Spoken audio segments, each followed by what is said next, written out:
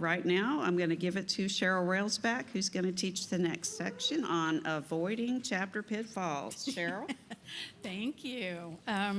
Okay, so, woo, woo. Does anybody need a hug before I start? You do? Tracy. Tracy's like, I'll support you no matter what. Okay, so throughout this, we're going, now, Brett led us into this, which is perfect. Now we're going to talk about the pitfalls that can happen and how to avoid those things. So these are the objectives of what we're going to go through here, and we are going to do it in like 45 minutes. I'm going to try to stick close to that, but I do want to cover some of this because I think it's vitally important for you all, especially the ones that are new to the leadership on the board.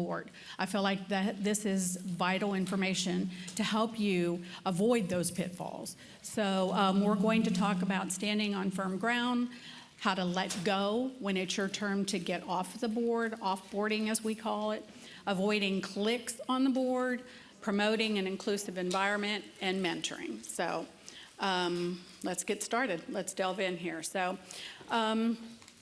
standing on firm ground. So my first sentence is going to be, the present board members should constantly be looking at what is working and not working. And if there's something that's not working, try to do something about it. Let's make a plan. Let's try to move on from what we're doing that's not working. It could be as simple as the events that you're having. Maybe you're not having something that somebody's interested in. And so therefore, how are you going to fix that? What are we going to change our event? So now instead of like a picnic, which we have maybe 40 people attend, what if we do bowling or roller skating? Of course, you can't do that with us older folks because we might break something. But for really, you have to look at it, you have to evaluate it, and you have to try to come up with another plan. And as I always say, a failure plan is a plan to fail. Now, it's okay to fail. Don't get me wrong. It's okay to fail. But how do I fix that once I do fail? How do I change that around and do something that is going to make me come ahead of it instead of behind it? So we always look at that. So one of the things that I really want to hit on is that structure in planning is very important for a board. You kind of have to plan what's going to be down the road. You can't, what if we didn't plan our Christmas party? We just all showed up. Okay, there would be no food, no gifts, no Santa Claus, or whatever we may have there at that. I know, right? Santa's got to be at our party. Or what if we didn't plan for National Police Week? Could you imagine what would have happened in May? Seriously. So it is structure and planning are vital in running a good chapter. High-performing organizations have two things in common. They continually evaluate how they're doing, and they make informed decisions to guide their daily operations. And that goes for us as well. We need to make plans. We need to plan it out, structure how it's going to work. We need to talk it out with our board, and that's the only way we're going to get through that. So and then I go on to enlisting new board members because that is a tough one. Actually, I want to cover inclusive. I kind of skipped past that one, sorry. So inclusion can be a source of strength, flexibility, and endurance. Inclusion also offers a reminder to each other that none of us is in it alone. And in this organization, that is very important, right? Because we've got to make everybody feel included. We cannot leave anyone out.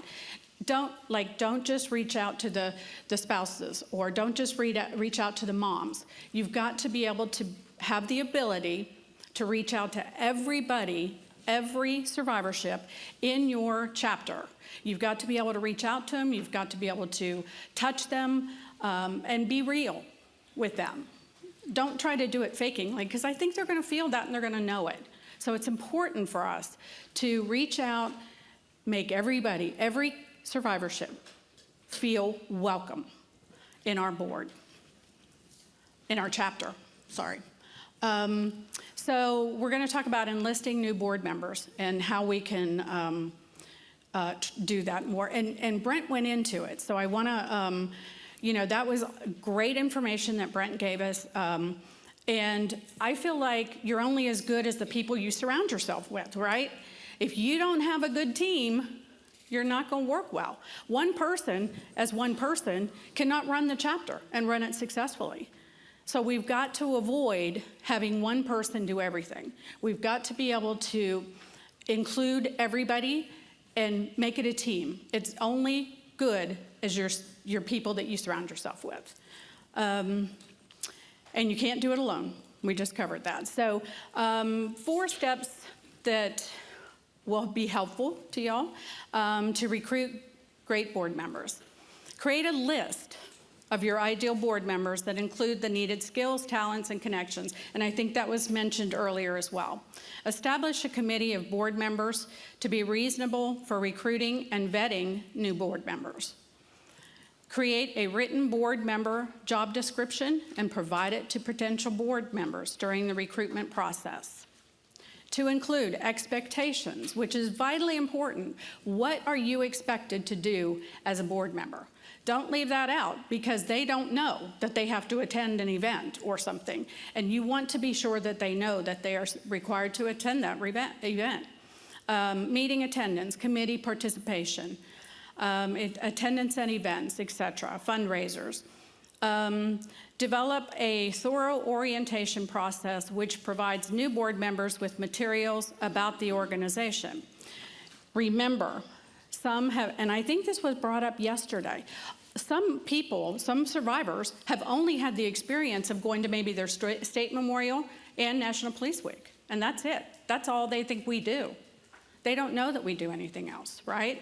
So we have to engage them, and we have to connect with them. If we don't connect with them at the State Memorial or National Police Week, we can't talk to them about the hands-on programs. Or if we don't have events that we invite our entire survivorship to, we absolutely are going to lose people. We've got to make sure we include everybody, send out those email invites, or if you still do the snail mail, you've got to include everybody. And don't railroad people. Oh, Lord. Don't railroad people to take a position. It's not okay to just fill a boardroom with warm bodies. It's not. So making the board impervious to being overthrown. Boards are relatively immune to being overthrown because of the policies put in place. What would be our policies? What policies do we have in place that should avoid being overthrown? Anybody know? Who said that? I heard it. Lynn? Bylaws? Do we have something else? Do we have SOPs? Yeah. Making sure that there is only one family member voting, following that pretty closely. Okay. Bylaws, SOPs will be our guide, right? So if you think you're not doing something right, or you think that you might possibly get removed from your seat because you're not doing something right, what could make you fail? That's those bylaws and SOPs. If you're not following those, it's going to hurt you in the long run. And you not only have to follow your chapter bylaws and SOPs, you have to follow nationals. You have to think of it as national is our parent company, and we are all the children. So we have to follow theirs as well as following ours, right? It's vital. So let's move on to knowing the bylaws and SOPs. We just talked about that. And one of the things you need to do as you bring on new people is share those bylaws and SOPs. So share them with the people that are thinking about coming on the board or the people that are on the board already and they don't know your bylaws and SOPs and they don't have a copy of nationals. They can get those on the website, by the way. You absolutely need to let them know what they are doing right and wrong from those bylaws. Do we have a question? Yes, ma'am? It's not a question as much as something that I think a lot of people don't realize is that your bylaws and SOPs are the things that you do stand on when you have a concern or a question. However, your SOPs are your standard operating Correct. procedures. So if you as a board look at those and realize that these are so out of date and they don't really represent who we are at this point, Right. it is up to your board and your membership to change those SOPs to fit into what your chapter wants to be. Yeah. So, and I want everybody to understand that you do have that option and actually that obligation to do that. Correct. Thank you, Dana. That's great information. The other thing that could get you, I mean, like any kind of misconduct or wrongdoing, such as misappropriation of funds, that's a biggie. You could get removed from the board for that.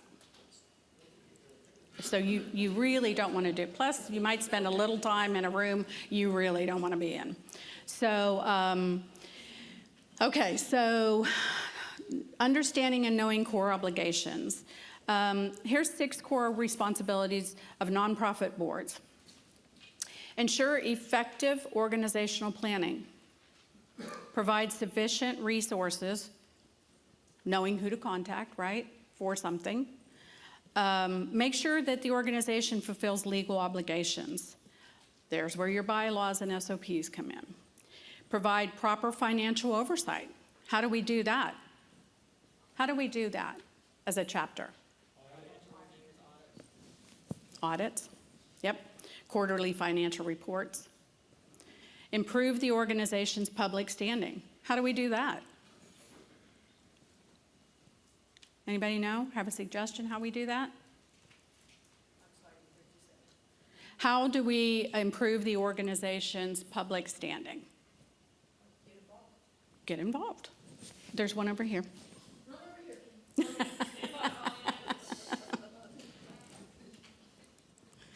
So we learned yesterday from Kim, get out there, get your tables at every event that you possibly can. Yeah. And obviously keep all your members in the loop, update them with lots and lots of communication, and just get the word out there as much as you possibly can at Right. every event.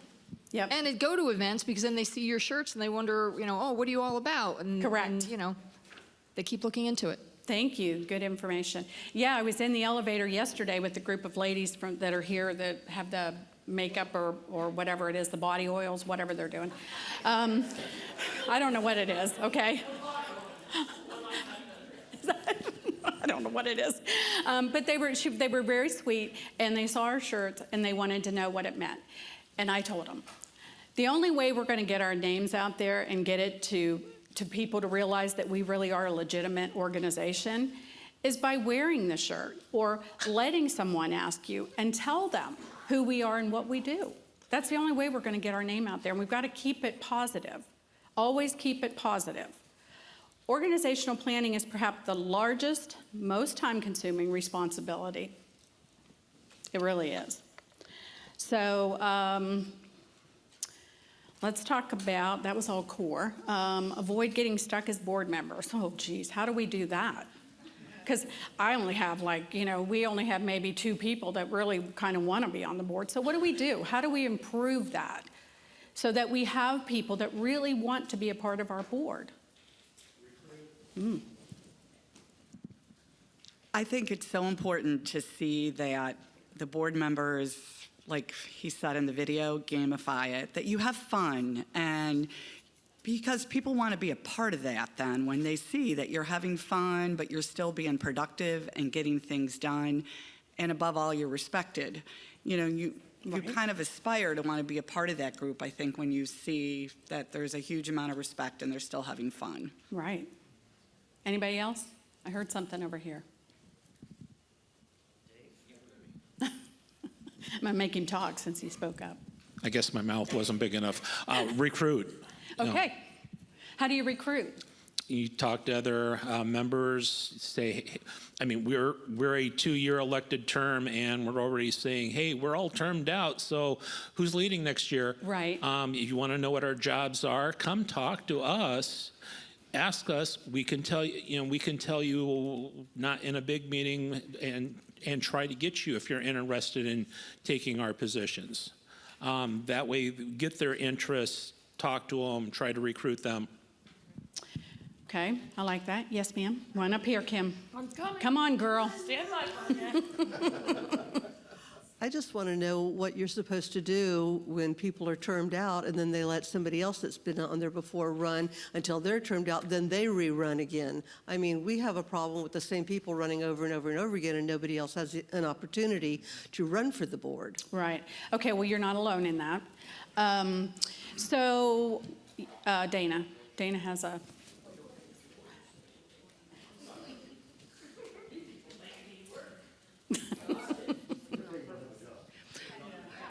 I know in our chapter, in our chapter, we've got some new board members now. I'm so excited about that. There's a lot of energy and everything, but in order to keep us from getting stuck, what I'm hoping to do is to create the committees that we always talk about having, and to actually fill those committees. We may be the committee chairman to begin with because nobody else wants that job. Right. But if we can show that we'll be the chairman, but we need your help, then maybe we'll get some other members that are willing. And with Zoom and everything, we can have committee meetings now with somebody who lives in the western part of the state, even though most people live in the eastern part of our state. With the ability to Zoom, we can actually have committees that are using many more of our members. Good point. Our survivors. And that's what one of our goals is to set up the committees and actually fill them with members from across the state. Right. Good point. Hopefully that works. Yeah, thank you. That's a good point. I think we have one from online. Yes, Debbie Swofford said she shares the feel-good responses and differences that the chapter makes, and share the thank yous, the positive comments and remarks you receive, and let others know the impact of what our actions have on other people. Love that. Anybody else? We also have to know that we have to keep our mind on the mission, right? We heard that from Brett as well. You have to keep your mind on the mission. We can't let that go. The reason why we're all here is what? Because we are keeping our mind on our mission. We care about those survivors. Gosh, I'm getting goosebumps as I talk about it. Sorry. That's why I did the hug thing yesterday, by the way, because I'm a mom. I'm a mom survivor, right? I mean, I'm just saying. So you've got to make everybody feel welcome. We're going to get into cliques in a minute, and we're going to talk about that because that's really tough. That's hard to avoid. So the only thing I want everybody to know is that one of the most effective ways to ensure an effective board is the introduction that we had a few years ago of the staggered terms. That's a big deal right, Kim? You all use it. Yeah, the staggered terms is very vital, I feel, to having a successful board. I'm just relatively recently, this last election, out of the present position. So I'm immediate past president on the Greater Houston Board. But honestly, so it is difficult. I feel your pain. I know it's difficult to run a chapter. But avoiding the things that we're talking about today, hopefully you can bring in some fresh people, some people that haven't been on the board before. Because like you said, you get stuck, right? It's too easy to get stuck. Because we feel like we don't have the people to reach out to. But we have to reach out to everybody and say, hey, this position's coming up available. Tracy. Kim, come on, girl. Jeez. I think she was sleeping back there. I'm telling on myself. I'm fired. No. As a new board member, just this past April, I found it difficult coming into the time frame because I didn't know anything about the board. I didn't know anything about the treasurer position, and to jump right into Police Week and reimbursements for families. I didn't know QuickBooks. I still don't know QuickBooks, and the transition wasn't terribly great, so I find that that's been a difficult time frame as far as like the timing of all of the elections and all that. So I just wanted to bring that up. Yes, And I appreciate know that there's been some talk, I think, around maybe moving that. And I think that would, I think that'd be a great idea. Okay. Well, we may talk about that later in another session. Not sure, but yes. You have another? I think in order to avoid getting stuck as a board member, if you take the fear out of it all for the next person by having, we hit on it the other day, having a notebook, like, as I said, I had a good mentor for secretary, so coming in, it was a very smooth transition, and this is what you need to do, this is how I do it, feel free to, but I think if you take that fear out of it, and if all the chapters have that, then the transition goes, and then people say, oh, I think I can do that, I can step up to that. And so because most people will not step up, he's like, I have no clue what I'm supposed to be doing, and it looks Right. too hard. But it's not, it's really easy. Right. You know? Thank you for that, because that kind of leads me into something I'm going to talk a little bit more about in a minute. Oh, we have one over here, Kim. While you're running over there, I'll tell you this. But yeah, so that's my feeling too, is that have them attend a couple board meetings before even thinking about getting on the board. Correct, Tracy? This Tracy over here, right? Because it helps to know what happens at a board meeting before you step up and say, I want it. Because everybody thinks they want to help, but then they get in it and they kind of go, ooh, I didn't know this was, no, I didn't know, I don't want to do this. So you kind of have to get the feel first. Yes, ma'am. That is all, you hear these people, I want to do, but when you sit down and you start explaining what you do. Right. And what time consuming, then they see it as a commitment, and they're not ready to make a commitment. Correct. And so then you're stuck again with nobody wants to make that commitment. Nobody wants to jump in there. So then what do you do? Okay, so what my reaction is, again, go back to let's invite them to the meetings, okay? But let's make it fun. We can't take the fun out of this. We have to keep the fun in because we want it to be appealing, right? If it's dry and we're not doing anything special, it's going to be hard to engage people. So we have to engage them by hitting them where they love, right? So we have to say, okay, well, you know what? We're going to have this fun event, maybe painting with a twist, right? And we all like the twist. So, I'm just saying, if you had something like that, you invite several people, you make it big so that you can invite a lot of people, not just 10 or 12. You need to be as big as you can. You need to have everybody that wants to come. If you have to have 2 different rooms or 2 different artists or whatever it requires, make it fun so that these people want to come and be a part of this organization. Because none of us want to be here, right? I didn't. I absolutely did not want to be in this organization. I know another mommy right over here that didn't want to be in it either. None of us want to be here, but we're here. So while we're here, we have to make the best of it. And so we want to be able to encourage new people to join in and have fun with us.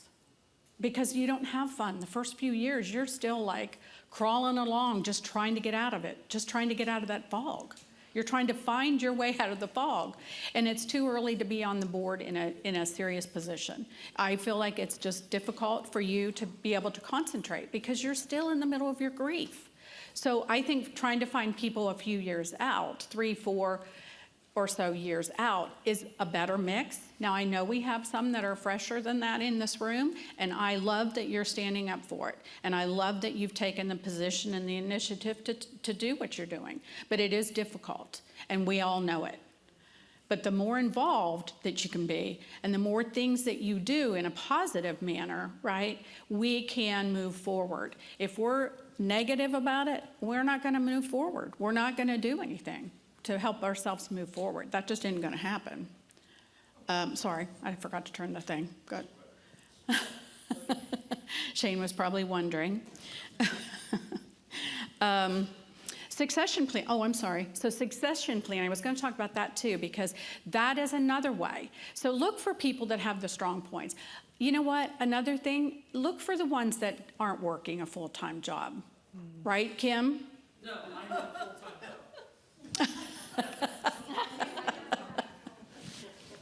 Really, mine is not really a question, it's more just a comment. I know I just took over the secretary position about a year ago, but, people have lives. I'm a teacher, so it's difficult to get time. But, sometimes you may just have to be the one who makes the effort of calling the person that you were the succession of and say, hey, let's just go out to dinner and talk. Right.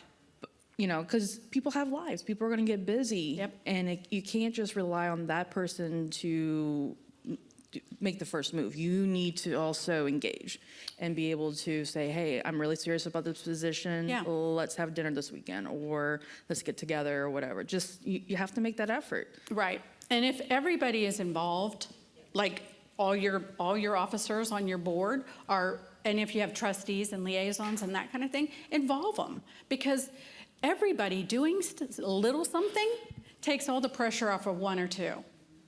So we can help ourselves that way. Yes, ma'am. I found, Hi, Connie. hi.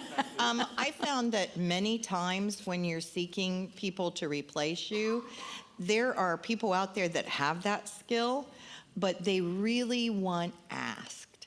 Yeah. They want to be acknowledged. Yeah, And good so point. reaching out to them and asking them, and I think I get further ahead that way. Mm-hmm. And people don't like to say no to me too, but that's beside the point. I don't know why. Very true. Good points. Yeah. Sometimes they're just waiting out there thinking, well, they're going to approach me and ask me, right? But they may not. Your board members may not do that. They may not think, well, there's somebody out there waiting to be on the board. I just, as president, I was having people approach me. And they usually do it while it's fresh and on their mind, right? Because they know how much they've been helped from our organization, from our board. And so now they want to pay back. And so I can reflect on that with some of our survivors. They come, they immediately want to help. And I always tell them, I'm sure I told you this, it's a little early for you, but I will come back to you. And that's what I do. I keep kind of a running list. Yes, ma'am. I also think that when you're planning the succession I really think that vetting the people that are Yeah. approaching you. I think sometimes you have those wolves in sheep's clothing that are trying to infiltrate into something with a different personal agenda. So I guess I know I've run into a couple of things like this, and so I think vetting those people, and then we don't want to say that no, I don't want you involved, right. but maybe we push them to a different type of position, and then see how they interact in that position first before taking an active voting member role, if that makes sense. It does make sense. And I agree with you. That's why I said invite them. If there's somebody that you think or has approached you wanting to be on the board, I invite them to the meetings. I'm like, come to the meeting, see what we do, because it's not all fun and games. We actually do have to work while we're here. And, even if it's just getting together and get somebody to put up a Christmas tree down in wherever you have your Christmas party or whatever, there are things that people can help you do. So the more you invite in our little circle, the better you're going to be. Dana.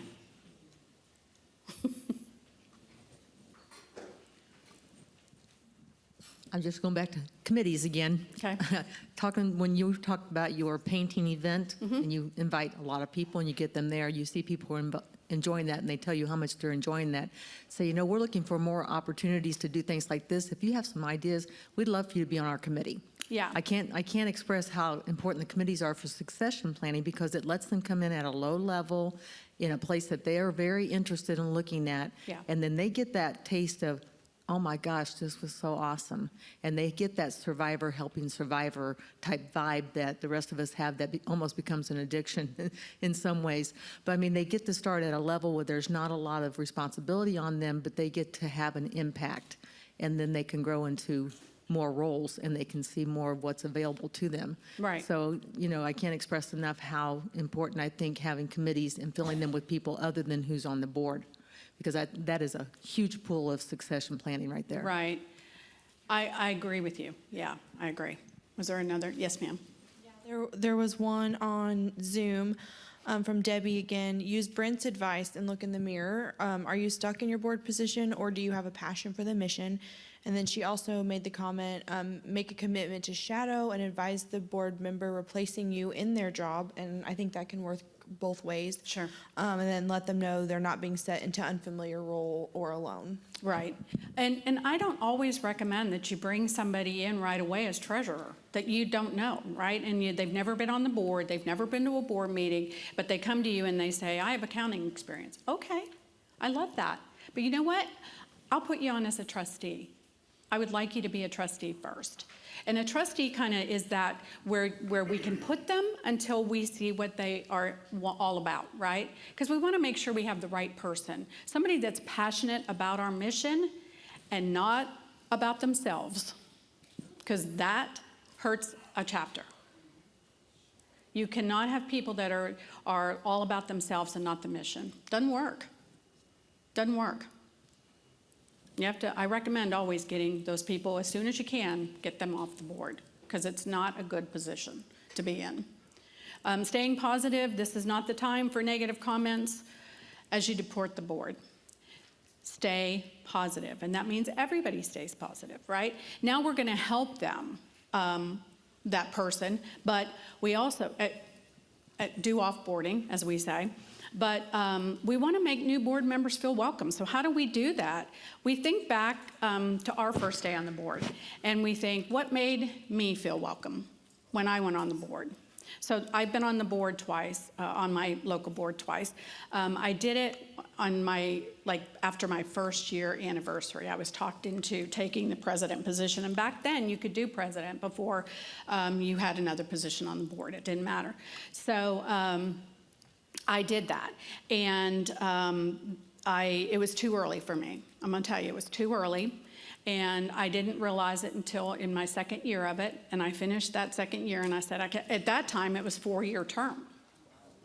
And in 2010, I'm talking about, so it was a 4-year term. And I did 2 years successfully, and I said, I have to step back. I cannot do the next 2 years right now. I can't. And I did. I stepped back. Now, there's nothing wrong with saying that you can't do it. Is that better than having somebody on the board that's non-existent? Right? So if they get on it, they realize they can't do it, or it's not something they have a passion for, then they need to go, right? Because everybody in this room, you're on this board and you're here at chapter training because you have a passion for what we are doing. And I believe that. Because I believe this is an emotionally driven organization. And as I said before, we didn't want to be here, but now that we're here, we're going to make sure that we take in all of our survivors, whatever that is like, whatever that looks like. That's what we're going to do. So you just try to make sure that you welcome those people. So remember back to when you went on the board, okay? We're going to talk about the next time I went onto the board, went onto our local board in a little bit. You'll see. And so talking about finding a new routine. So that would be for the people offboarding, right? So we need to talk about how are they going to, what their day is going to look like, basically, now that they don't have the board. Some people, this is their life. Don't let it do that. Because you still need to remember that you have a family, you have friends, you can go out with your friends and stuff like that. Don't let this be your life. Because if you do, it's going to hurt you in the long run. When you get off the board, you are not going to have anything to do, right? Because now I don't know what to do. I'm off the board and I'm kind of like, I'm immediate past president. So, So help them find a new routine. So we can have them put a twist on their morning routine, right? Now I'm going to be able to have coffee and sit on my front porch when it's nice and not 108. But so I absolutely could do that. I can sit out there and have my coffee now. I don't have to be on the phone. I don't have to be emailing. I don't have to be texting. I mean, I can and I will, but it's not part of my job, right, on the board, because now I'm not on the board anymore. So it's not a full-time job, because sometimes it's a full-time job.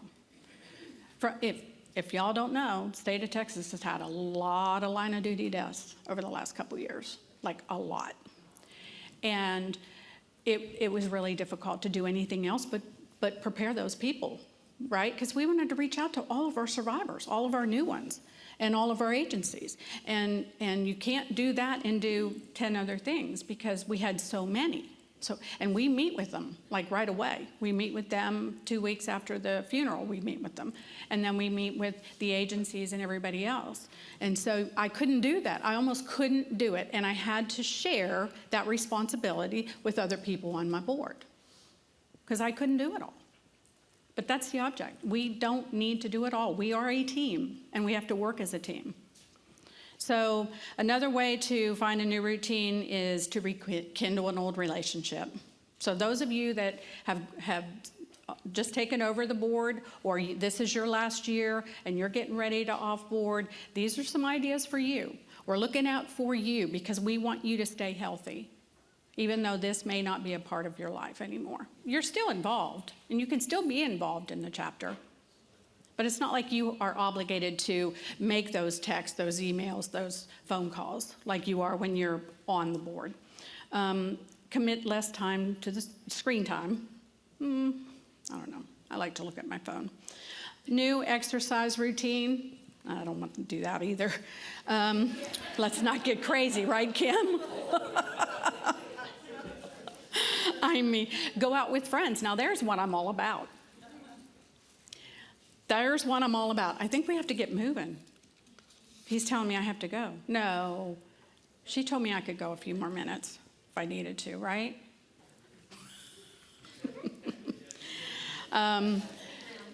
Right? Think about all the things. This is another good one. Think about all the things that you accomplished while you were on the board and all the survivors that you assisted during your time on the board.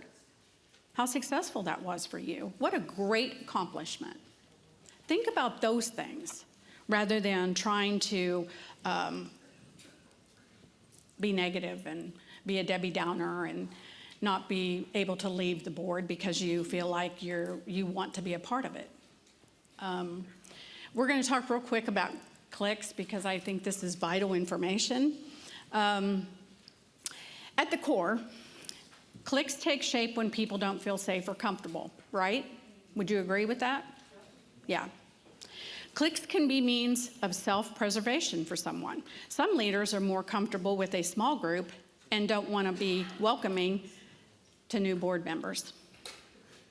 This can make others feel excluded, and they will not want to be on a board. A board member that encourages clicks will be inclusive of a few, but exclusive of others. The way I know this, I went through it. My second time taking presidency on the board of my local board. I went through it. There was a clique, and when I came in, it was a difficult place to be because they were all against what I was going to say or what I was going to do, and they didn't want any part of it. And it was a difficult place to be. But you know what? You work through it. You stay positive. Don't let them discourage you and go negative, because that's where they are. We don't go there. We stay positive. And we need to take care of us during this too.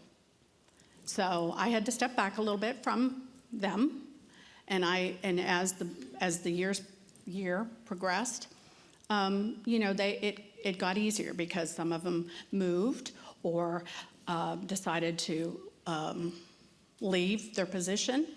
They had termed out or whatever, and it made it easier for me. And at that point, you bring in new people that are not going to be cliquish. They're not going to think the way I am, and that's okay. That everybody on the board can have their own opinion, and they need to have their own opinion. And we should be able to talk it out and not be mad at each other. We should be able to talk it out, talk through it, everybody see each other's point of view, right? Because everybody has a good point of view, and not be cliquish about it. Those cliques are not good on a board. So I highly recommend, if you have a clique going on with just a couple of your voting members or non-voting members, that you try to work through that and get that to work out. You keep staying positive, though. Don't let them put that negativity on you. Let's see. I'm just going to kind of talk through this because I know we're getting short on time. So set expectations.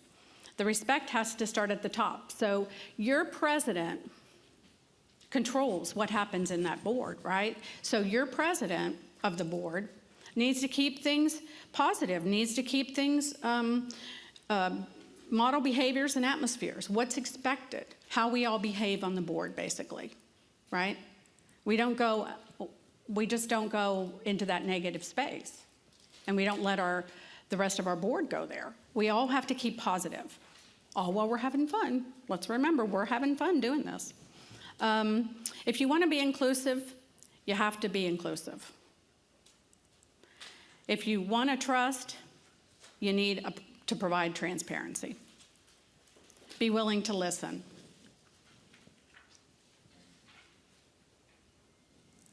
I'm going to turn there, but if you say you want board's input, be willing to accept their input. Don't be defensive.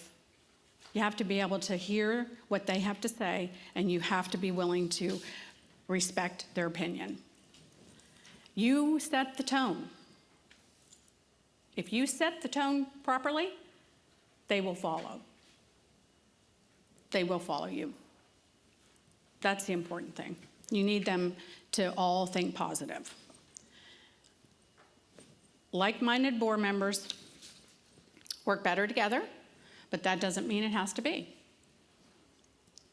Praise others. You need to keep praising others.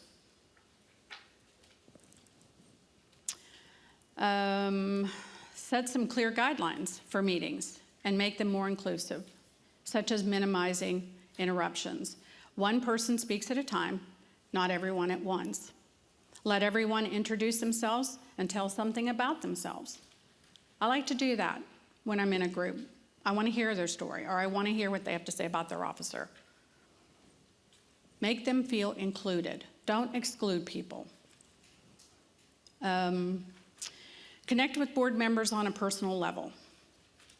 Give them the opportunity, as we did yesterday. We told something quirky about ourselves, right? That's what you need to do. Keep it weird. Make it weird, right, Pat? Ask for feedback and lead by example. Again, walk the talk. If you are asking board members to help at a fundraiser or something, you have to be willing to do it yourself. I don't ever ask anybody on my board to do something that I would not do myself. I get in there, I roll my sleeves up, I decorate the tree with everybody else, I go to the fundraisers. I'm gonna tell you that the Bourbon Hounds of Houston, Bourbon Hounds, you heard me, of Houston, put on a great fundraiser, clay shoot, not that long ago. And we got to attend it. It was so much fun. It was so much fun. And they made us feel so welcome. And they're gonna do it again next year. Right? Not much bourbon there, though. I mean, there was a ton, but it was on the silent auction table. But there was a ton of bourbon there. Okay, so I want to cover. Let's see. There's stuff I know I need to cover, and I know I'm on a time thing now. Mentoring new members. Let's talk about that a little bit. So encourage them to attend board meetings prior, right? I already talked about that. Provide an orientation to cover the role and what is expected of them. Give them some information, like, okay, if you're going to be on the board, this is what you're going to be expected to do. If you're going to be as a secretary or a vice president or treasurer or something like that, you need to be able to tell them what the expectations are. And they, at that point, should be able to tell you, I can't do that. But if I can do this and this, and I can help here or there, is that going to work? And yes, accept whatever help you can get. Allow members to fail. That's how they learn. A lot of times that's how people learn, is they fail at something. And you have to be willing to let them fail and then be able to come back and redeem themselves after that. Oh, you know, I realize now that this is the way that I should have gone about that instead of doing it that way. Let them learn. That's the only way we can get them to move forward. Have empathy, not sympathy, but empathy. Empathy, the true meaning of empathy, is the ability to understand and share the feelings of another. It's not sympathy, have empathy for other people on our boards. Be a good listener and a sounding board, and be flexible and non-judgmental. Help them by introducing them to the agency contacts and survivors. That was another thing. No one ever introduced me to somebody that they knew from an agency. That just didn't happen. So what did I do? I went out and visited the agencies. That's the way we do it, right? We get up, we get going, and we got to go. We got to go out to these agencies. We've got to introduce ourselves, and is that it? Yeah. And let them know who we are and what we do. How else do we get our name out there besides these national events that we have and they are included in, or our state memorials, like I said? So we have to be willing to do something to bring them in, and we don't need negativity on the board, because if it's negative, are you going to want to walk into that? No. Nobody does, trust me. So you want to keep it as positive as possible. You want to be able to keep your board as a team and work as a team and help each other, not hinder. And I'm going to let y'all go. I'm only like a minute late. Did we have questions? Anybody that I can help you with? We had good questions during the